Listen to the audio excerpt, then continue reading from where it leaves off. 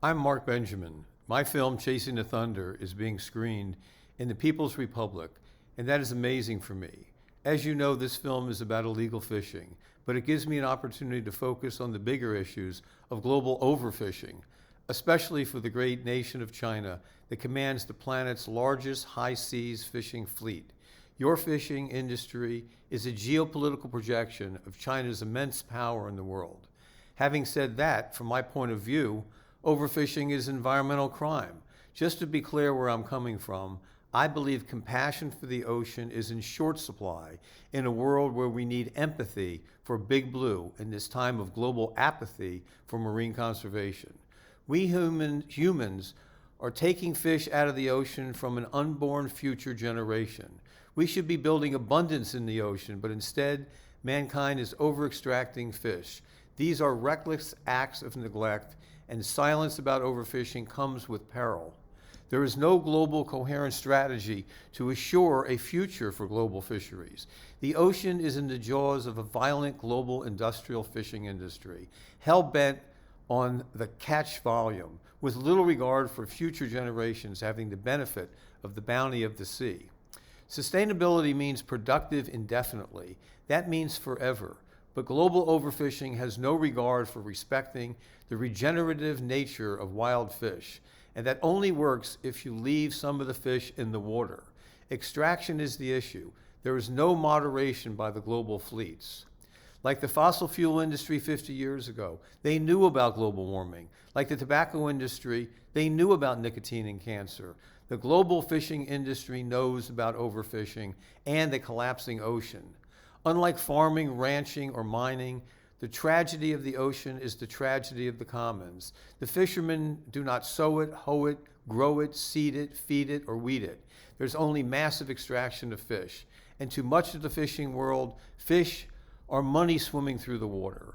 China's massive fleets in the Sea of Japan for squid, the obscene, gigantic Chinese fleet along the Galapagos and Ecuador, and the Chinese fleets in the Western and Central Pacific are fishing at historically unprecedented levels, especially affecting the global food security fish, tuna. This is unsustainable.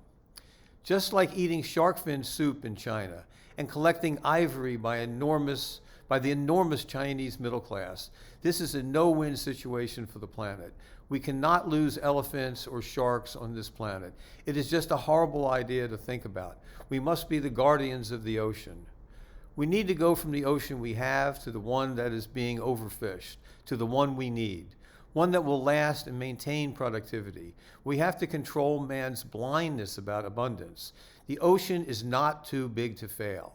The global fishing industry is not doing so well at saving the living ocean world. Actually, the record is reprehensible. People who care most don't disagree that the ocean is being fished out. The environmental community is not silent on overfishing, but there are few ears listening. The natural ocean's fish producing ability is sacred. Overfishing is a sin. Certain things you just don't do.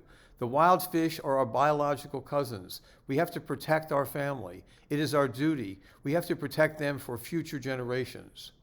The fishing industry is trying to feed you the best natural protein left in the world, but hunting a wild species in a world with 8 billion people is not going to work. Sometimes the problem no one admits to has the answer no one wants. Overfishing is a threat to the world. The fleets need to trust the fishery scientists who warn of a collapsing ocean, and we globally need to row together to save the ocean of abundance. And it will continue to provide a natural protein to over 3 billion people a year. Neither the greedy fishing industry titans nor the faint-hearted public servant politicians who will not call them out are going to stop this train of overfishing. Conservation alone, and indeed good people everywhere agree, we cannot let the ocean fisheries collapse. It is our duty to fight for the preservation of this global resource. So let us not be petty when the cause is so great. Let us not quarrel among ourselves when this vital future is at stake.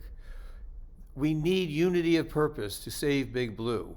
The UN, the NGOs, the WTOs, the global marine resources, and RFMOs, watchdogs, must come together as soon as possible or face the impending peril of overfishing. One study published in the prestigious journal Science forecasts that by 2048, or even later, all commercial fish stocks will have collapsed. Fish are in dire peril. If they are in peril, so are we. This is an existential threat. Please be warned, and we don't want to live on a planet with a wild, fishless ocean.